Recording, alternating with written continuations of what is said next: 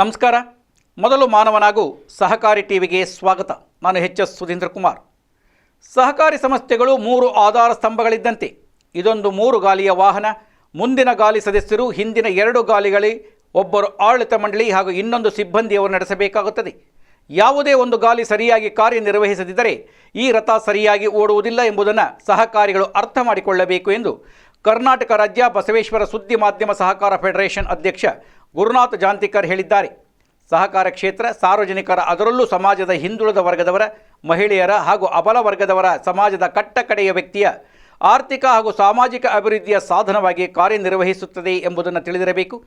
ಸದಸ್ಯರ ಆರ್ಥಿಕ ಹಾಗೂ ಸಾಮಾಜಿಕ ಅಭಿವೃದ್ಧಿಯ ಸಾಧನವಾಗಿ ಕೆಲಸ ನಿರ್ವಹಿಸದೆ ಪಟ್ಟಭದ್ರ ಹಿತಾಸಕ್ತಿಗಳ ಕೈಗೊಂಬೆಯಾಗಿ ಕಾರ್ಯನಿರ್ವಹಿಸಿದಾಗ ಸಹಕಾರಿ ಕ್ಷೇತ್ರದ ಆಶಯಕ್ಕೆ ಧಕ್ಕೆ ಬಂದಂತಾಗುತ್ತದೆ. ಅದು ಸಹಕಾರಿ ಕ್ಷೇತ್ರವೇ ಆಗುವುದಿಲ್ಲ. ಆದ್ದರಿಂದ ಸಹಕಾರಿಗಳೆಲ್ಲ ಸದಸ್ಯರ ಹಿತರಕ್ಷಣೆಗೆ ಆದ್ಯತೆ ನೀಡುವುದು ಅಗತ್ಯ ಎಂದು ಗುರುನಾಥ ಜಾಂತಿಕರ ಅಭಿಪ್ರಾಯಪಟ್ಟಿದ್ದಾರೆ.